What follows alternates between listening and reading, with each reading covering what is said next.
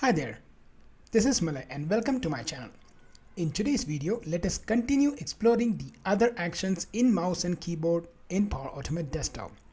If you have not gone through the previous video of this, I will leave the link in the description box. You can go and watch that video and then resume from here. So let us go ahead and use the send keys action, but before that, I will be opening up a Word document so that we can use the send keys action to send keyboard keystrokes in the Word document. So for that, let me go ahead. So run application, drag and drop. What I'm going to be doing is I'm going to be copying the Word document path. And if I go and take a look at this, I can copy as a path. And I will put it over here.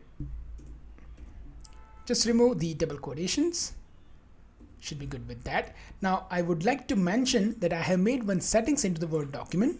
Let me show you the settings so that I can open the Word document directly.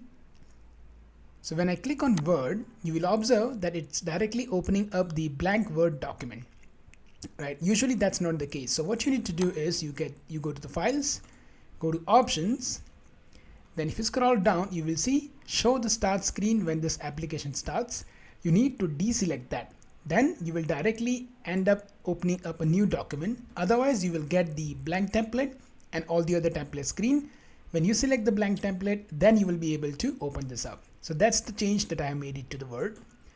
This will help us to open our Word document. I want to go with the maximize size. I want to wait for the application to load. Click on save. Now that we have opened up the Word document, let's go back to our mouse and keyboard actions. Let's drag and drop send keys. Now as you can see, sends keys to the application that is currently active. So you can send an key to a foreground window, a specific UI element, a Windows instance, or an element found with the title or a class in the web application. So I'm going to go and keep the foreground window because we will have the Word document open, which is where we'll key in the input. Send keys allows you to work with Shift, F1 to F12, Caps Lock, Num Lock, Enter, Control, Alt, Delete. So you can literally send any keystroke from your keyboard using the send keys on a window. That's the objective of the send keys. Let's go ahead and show how this is going to be working. Now let's say if I just put a statement saying this and then I want a space. So you can see we have an insert special key. In the miscellaneous you see a space. I will say is, again I will say miscellaneous and space test. So this will actually go ahead and print as this, then space, is, then space, then test. Then we want a new line. For that, again go to miscellaneous and go for a return. You see it has entered the enter as a special key there. So that means the cursor will move down to the next line. Now we want to write the new line. So that means this is going to be written in a new line. Okay. Again, we will add one more, enter. Now let's go ahead and write the bold statement. In that case, you can use insert modifier. So you see a control. In this, I will put a left and opening brackets. I will say B, which is the bold. You are starting to do control B. This is going to be bold text. And then again, I would like to send this out to close the bold text. Then let's go ahead and do the enter. Enter. Then let's go for italic. So in this case, you can again go for a control. And here, opening and closing bracket and put I. That is the italic. So this is going to be italic text. And again, control, I, opening, closing bracket. I'll keep the delay between the keystrokes as 50. And you can see these are actually in the milliseconds. So I'll keep 50 so that it is little evident to see how it's actually going to type those keys. We can click on save. And let us also make sure that we just wait for 2-3 seconds when the application runs and then before the send keys. Let's drag and drop a wait. I'll just go for a 3 seconds of delay. Let's click on save. And let's click run and see that in action. This will open up a new Word document. It's opening that up. It's waiting for 30 seconds and it will start sending the keystrokes, as you can see, going to be written in new line. This is going to be a bold text and this is going to be the italic text. So you saw we were successfully able to send in the keys like a control bold, control italic, enter into this Word document. So similarly, as we saw, you can literally key in all the different keys. So you saw we have arrow keys as well. So you can go for up, down, right, left.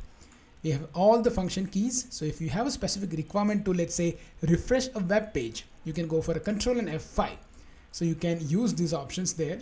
There is also a numeric keypad, right? So if you want to type in literally some numbers, you can. And at the same time, if you would like to work with the add, subtract, multiply, divide keys, you can work on that.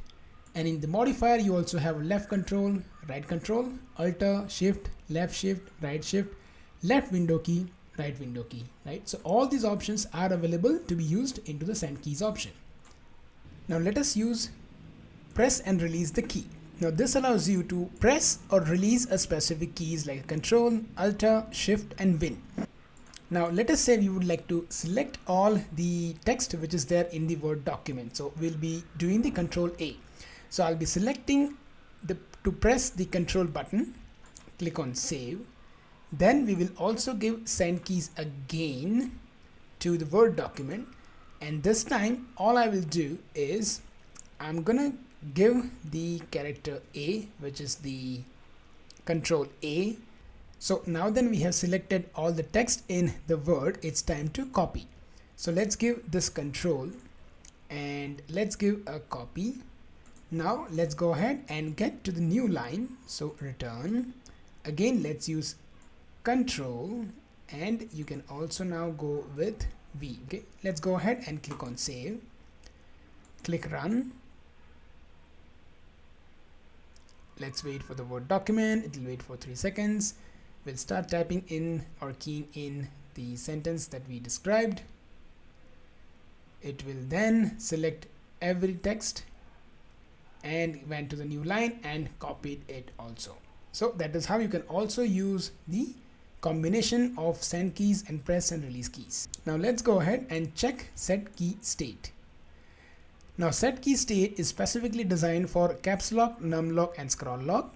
If you have a specific requirement, you can again turn the caps lock on. Maybe if you'd like to write the entire sentence or the paragraph in the capital letter, you can use it. You can turn it on and off accordingly. So that is the set key state. You can also use wait for a mouse.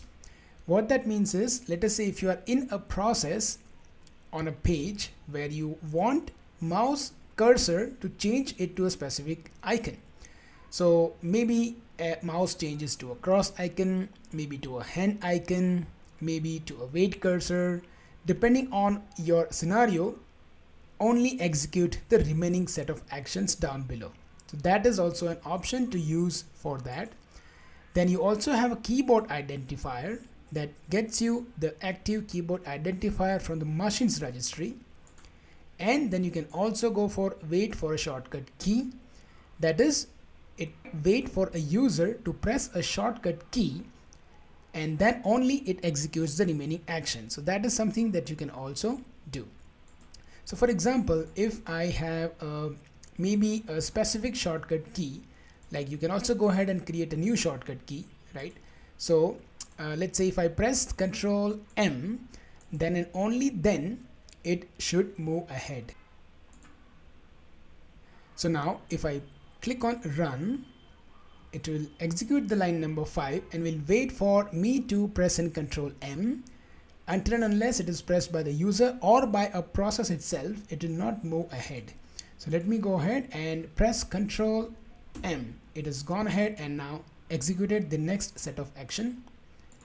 And that is how you can use wait for a shortcut key. So I hope these examples help you to understand all the actions related to the mouse and keyboard. I thank you so much for watching the video.